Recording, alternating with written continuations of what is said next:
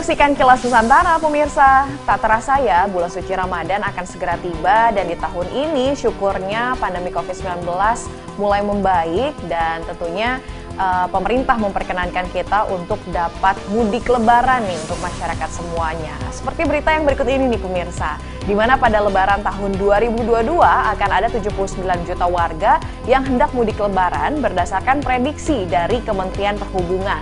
Karenanya, pemerintah akan menyiapkan sejumlah hal sehingga momen mudik lebaran berjalan lancar dan aman.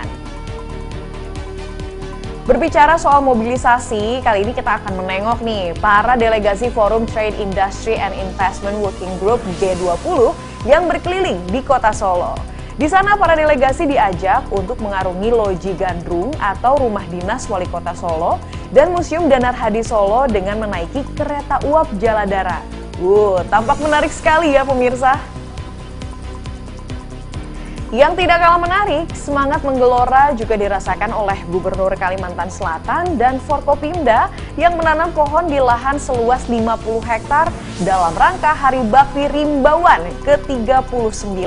Saya berikan waktu untuk Pak Budi untuk kemudian selanjutnya nanti kita... Menteri Perhubungan Budi Karya Sumadi dalam konferensi pers daring Kamis 31 Maret menyatakan, berdasarkan survei yang dilakukan kementeriannya, sebanyak 79 juta orang akan melakukan perjalanan mudik baik melalui jalur darat, laut maupun udara pada lebaran tahun ini. Adapun provinsi tujuan yang memiliki animo tinggi yakni Jawa Tengah, Jawa Timur, dan Jawa Barat. Menghadapi tingginya minat masyarakat untuk mudik, pemerintah akan menyiapkan sarana dan prasarana serta memperhatikan keselamatan masyarakat baik dalam perjalanan maupun risiko paparan COVID-19. Mobilitas ini berjalan dengan baik ya, dengan sehat dan aman. Dan untuk itu kita membutuhkan dukungan dari semua pihak ya. Dan terutama vaksinasi yang ketiga itu menjadi catatan. Kalau mau mudik seyogyanya lakukanlah booster. Kita masih punya waktu cukup panjang. Ketua Satgas Penanganan COVID-19 Letjen TNI Suharyanto mengatakan, untuk mendukung mudik yang sehat dan aman, pihaknya telah membuat konsep pengaturan perjalanan dalam negeri PPDN saat mudik lebaran tahun ini dan akan segera diterbitkan.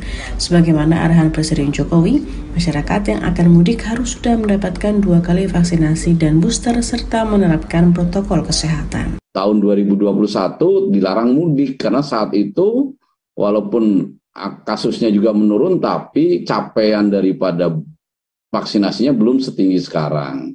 Tetapi sekarang sudah tinggi seperti tadi yang kami sampaikan, bahkan sudah bisa booster, makanya yang boleh mudik adalah yang sudah booster. Nah tentu saja untuk saat ini, aturan ini pada saat masa mudik. Nanti setelah mudik, kita lihat perkembangan kasus COVID-nya. Pelayanan vaksinasi COVID-19 rencananya juga akan dibuka di sejumlah titik kepadatan pemudik seperti di rest area jalan tol, bandara, stasiun kereta, maupun pelabuhan. Sehingga diharapkan masyarakat dapat mudik dengan sehat dan aman. Tim Kantor Berita Antara mewartakan.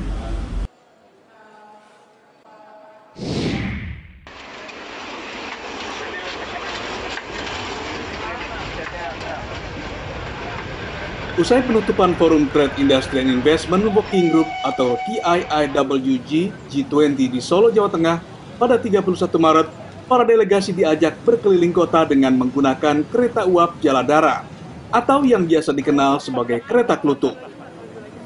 City Tour dilaksanakan di 2 tempat, Loji Gandrung atau Rumah Dinas Wali Kota Solo dan Museum Danar Hadi Solo. Saat singgah di Loji Gandrung, mereka disambut oleh Menteri Perindustrian Agus Gumiwang Kartasasmita dan Wali Kota Solo Gibran Rakabuming Raka. Dalam penjelasannya, Agus menyebut dipilihnya Solo sebagai tuan rumah karena kota tersebut memiliki infrastruktur yang cukup dan pihaknya ingin memperkenalkan kearifan lokalnya yang tidak kalah dengan daerah-daerah lain di tanah air. Di Loji Gandrung, para delegasi diberi kesempatan untuk melihat pameran UMKM dan berbelanja. Para peserta mengaku kota Solo meninggalkan kesan mendalam bagi mereka karena keindahan, nilai sejarah, dan keramahan warganya. Come here to Solo and representing my friends, receive nothing but the warmest hospitality and friendship. Banyak hal yang bisa di-offer oleh Solo, untuk misalnya barang-barang dari atau hasil industri kecil. Juga banyak hal yang bisa di-offer dari Solo yang berkaitan dengan sejarah. Setelah berkeliling di Loji Gandrung, para delegasi G20 kemudian menuju Museum Batik dan Rohadi di Jalan Slamet Riyadi yang juga dilakukan dengan kereta api uap Jaladara. Kemudian menuju Pura Mangkunegaran untuk acara makan malam. Dari Solo, Jawa Tengah, Denny Apriani, Kantor Berita Antara, mewartakan.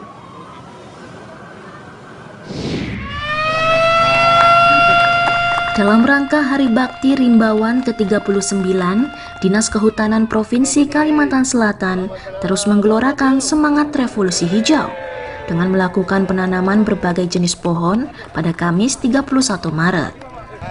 Penanaman dipimpin oleh Gubernur Kalimantan Selatan Syahbiri Nur bersama Forkopimda yang diikuti para rimbawan di lahan seluas 50 hektar di Mandiangin Barat, Kecamatan Aranio, Kabupaten Banjar. Data Pemprov mencatat kerusakan hutan dan lahan di Kalimantan Selatan mencapai 511.594 hektar dan saat ini sekitar 108.000 hektar telah direhabilitasi.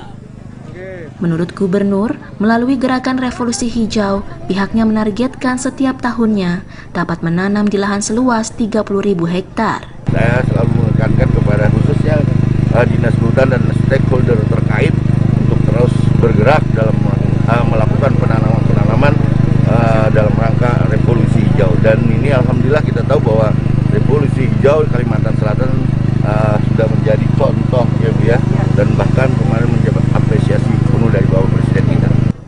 Gubernur menambahkan aksi penanaman ini tidak hanya mengejar target kuantitas, namun diharapkan juga harus mampu menggerakkan dan mengubah perilaku masyarakat untuk turut berperan serta dalam kegiatan penanaman dan pemeliharaan pohon.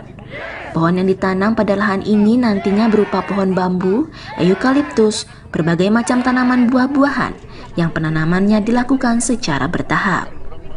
Dari Kabupaten Banjar, Kalimantan Selatan, Latif Thohir, Kantor Berita Antara mewartakan. Semoga rasa semangat yang dituangkan dari tayangan tadi dapat membawa semangat baru untuk kita semua ya, agar semakin produktif sehingga tidak terasa menantikan waktu berbuka puasa nanti.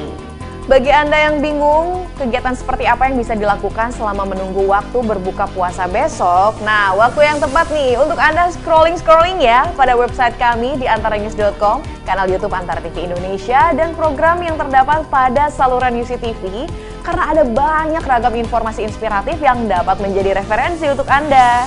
Sore nanti juga kami akan hadirkan berita terbaru lainnya dalam Kilas Nusantara Sore pukul 17 waktu Indonesia Barat. Jangan sampai ketinggalan. Sampai jumpa.